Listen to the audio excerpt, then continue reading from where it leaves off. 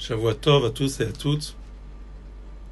Donc, si vous vous rappelez, la semaine dernière, on avait vu qu'on avait posé une question par rapport à la différence qu'il y a par rapport aux envoyés que Moshe Rabbeinu il envoie à l'échelle spirituelle des tribus, parcourir tout le reste d'Israël en long et en large, 40 jours. C'était d'une manière miraculeuse aussi, parce que ça aurait dû prendre plus de temps que ça. Et, bien sûr, de ramener des fruits de Eretz Israël, de les faire voir au Bnei Israël. Alors là-bas, par rapport à ça, à cette shlichut-là, il n'y a pas marqué, vous vérifierez dans toute la parashat Shlach, il n'y a pas marqué que Moshe Rabbeinu il envoie des explorateurs, ou alors des espions.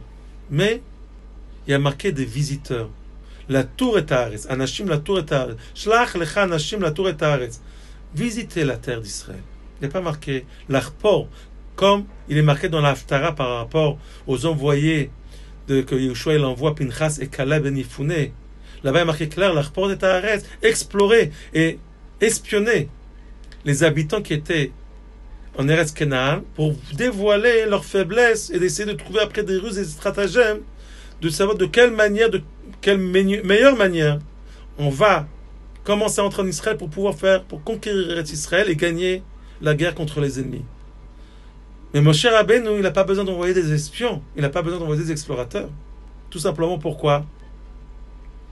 Parce que Akadosh Baruch Hu, il a promis, Hashem ilachem lachem.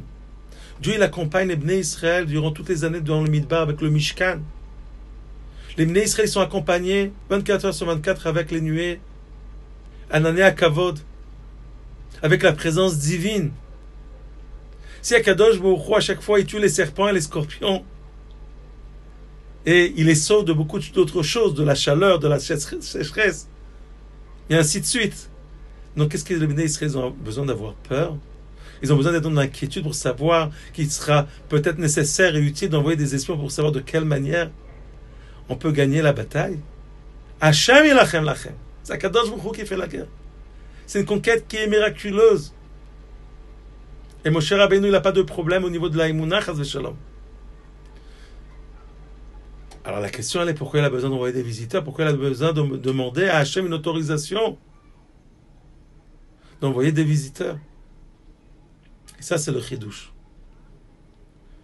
Quand Moshe Rabbeinu demande à Hachem d'envoyer des visiteurs, c'est pas pour explorer, c'est pas pour espionner, c'est pas pour essayer de trouver des stratagèmes et des ruses. Meilleure stratégie, comment vaincre la guerre contre les ennemis pour pouvoir conquérir Eretz Israël. Non, c'est pas pour cela. Tout simplement parce que Moshe Rabbeinu, c'est le berger fidèle du Ham Israël, le chef spirituel de la génération qui englobe toutes les neshamot des Bnei Israël.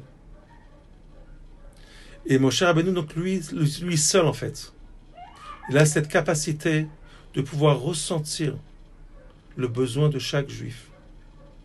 Chaque besoin qu'il y a dans chaque âme divine de chaque juif, Moshe Rabbeinu il est capable de ressentir ça. Comme la tête qui ressent tout ce qui se passe dans les membres du corps, Moshe Rabbeinu il est appelé Rebbe, Rosh Bnei Israël, la tête de tous les Bnei Israël.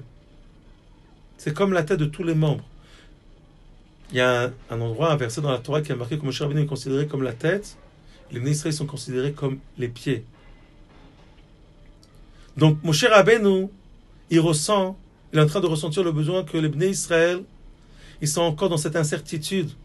Est-ce que Israël, ça va être mieux ou moins bien de là où on était?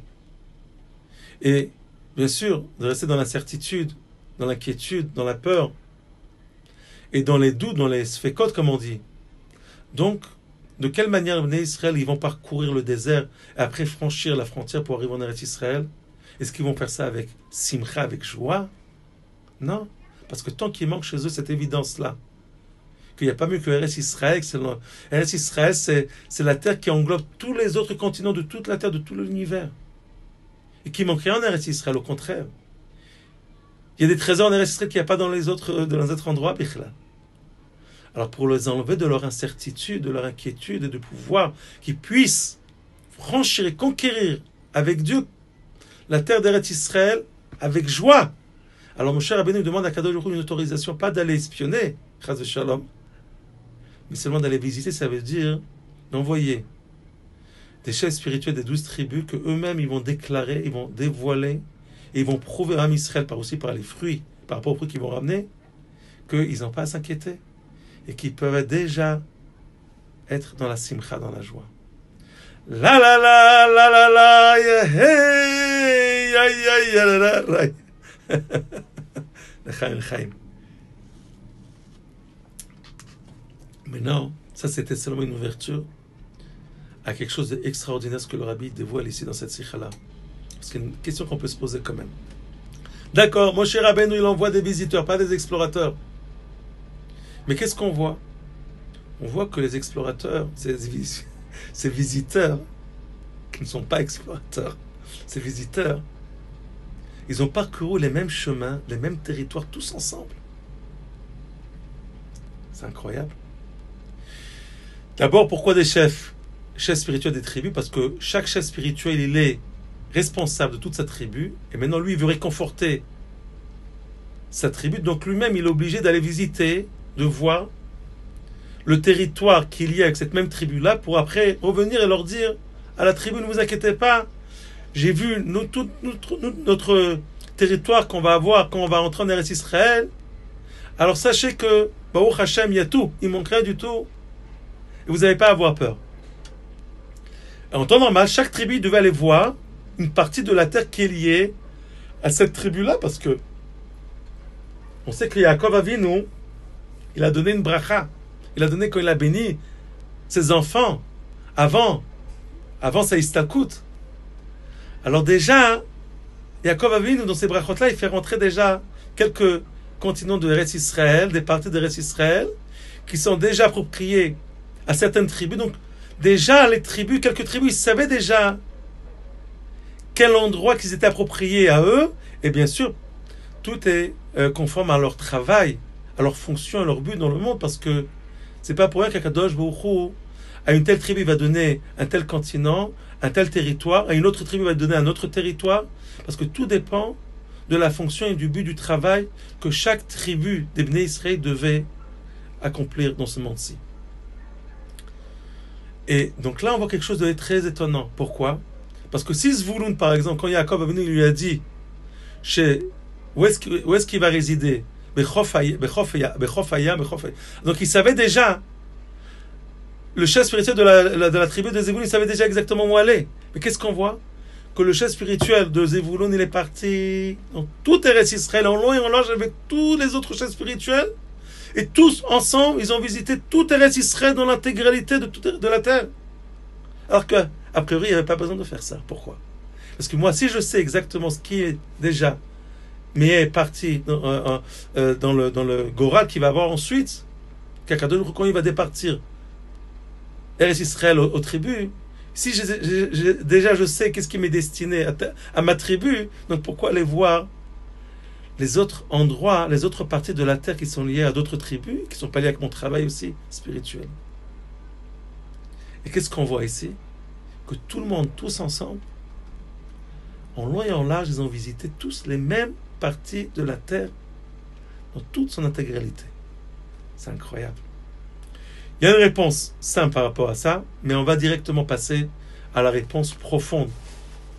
Et ça, c'est le chidouche. C'est le chidouche du Rabbi.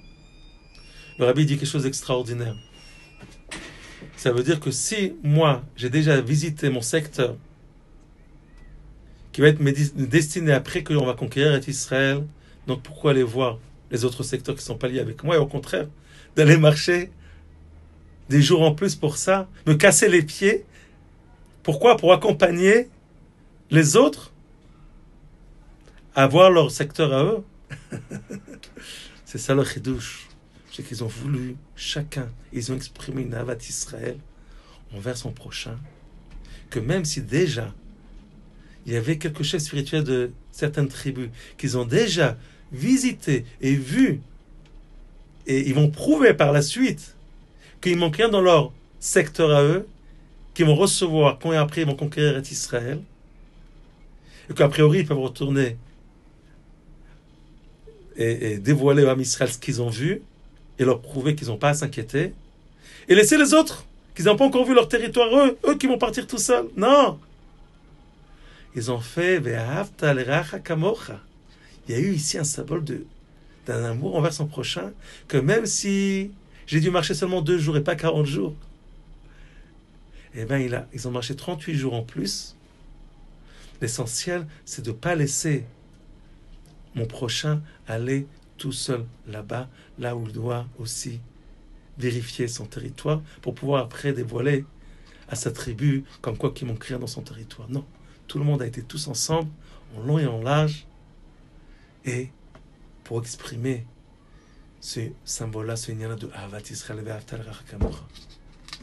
Bien que c'était beaucoup plus fatigant, bien qu'il a fallu marcher encore beaucoup plus de jours, et bien qu'a priori il n'y avait pas besoin d'aller chercher ailleurs, puisque nous, ce qui nous arrange, c'est plus de déclarer à notre tribu ce qu'il y a avec eux, mais pas ce qu'il y a avec les autres. Non, Ahavat Israël ve'ahavta l'reacha kamocha. L'chaim chevre. On sait qu'Ahavat Israël, quand le Moazaken il parle de Ahavat Israël et ve'ahavta l'reacha kamocha dans le Tanya, c'est dans le Pérec, le chapitre 32. Lève, c'est le cœur. Le cœur du judaïsme, c'est Ahavat Israël, aimer son prochain. Et même si pour ça, on doit se fatiguer. On doit marcher plus, on doit se casser les pieds. Et aucun intérêt, il n'y aura aucun intérêt. A priori, aucun intérêt.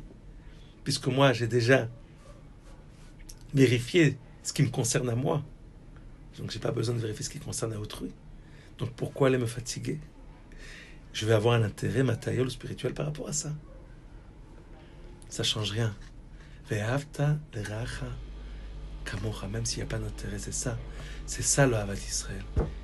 C'est qu'on est prêt à accompagner son prochain, même si on ne gagne rien par rapport à ça. Et ça, c'est le lève, le cœur du judaïsme. De la même manière que la Torah, c'est le cœur de tous les commandements de la Torah. Comment on le sait? Puisque le premier mot de la Torah commence avec Bereshit, Bet. Le dernier mot de la Torah, dans le Sefer Dvarim, c'est Israël, c'est Lamed. Lamed et Bet, c'est lève. La Torah, c'est le cœur. Le siège, là où il y a le sang, le siège du sang, après qui va se véhiculer dans tous les membres du corps. La Torah, c'est le cœur, c'est le sang, la vitalité de toutes les mitzvot qu'on accomplit. C'est pour ça qu'il y a marqué aussi que la Torah, c'est Adam à Elion. Adam, c'est Aleph, c'est Alufo Shel Olam, et Dam. Comme dans la Torah, il y a Akadosh Baruch Hu, qui est uni dans la Torah. Alors automatiquement, quand un juif il s'attache à la Torah, alors Dieu lui donne une vitalité spirituelle immense qui est liée à son essence. Une essence illimitée, une sainteté qui est au-dessus de tous les mondes, de toutes les limites. Donc, Baruch Hashem, déjà le Rebbe il a dit que nous on a fini le tikkun de Sinat Chinam. On a déjà réparé le lien de Sinat Chinam. Ah, alors on va voir à droite et à gauche quelques enquiquineurs. Ok, c'est une minorité, il y aura toujours des enquiquineurs à droite et à gauche. Mais si on parle par rapport à la majorité du Ham Israël, Baruch Hashem, là où on va, on peut voir que les Juifs, ils sont investis dans Ahavat Israël. Ils font beaucoup de chesed. Ils aident leurs prochains. C'est extraordinaire, vraiment. Je connais des gens, beaucoup de gens je côtoie quand je fais Mivtsaim, et vraiment, ils ont un très grand amour envers leurs prochains. C'est extraordinaire. Mais,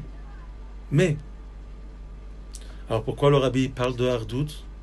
Il parle encore de se fortifier dans Ahavat Israël. Parce qu'aujourd'hui, la Hardout, qu'on a besoin d'être ensemble, et pour une seule chose, c'est pas pour réparer Chas v'Shalom la haine gratuite, ça a déjà été réparé. Le Rabbi il dit ça dans Tafshin Aleph, Parashat Balak. Mais là, ici, pour une nouvelle mission, la mission de recevoir la face du Melech HaMashiach, alors Rabbi ici il demande qu'on soit aussi be'ardout, qu'on s'unit tous ensemble pour le même but, le même tafkid, d'être motivés ensemble pour une même mission, de recevoir la face du Melech HaMashiach. Tous ensemble, on doit étudier ces sujets-là de Géoula et de Mashiach. Maintenant, j'ai oublié de vous dire quelque chose de très important.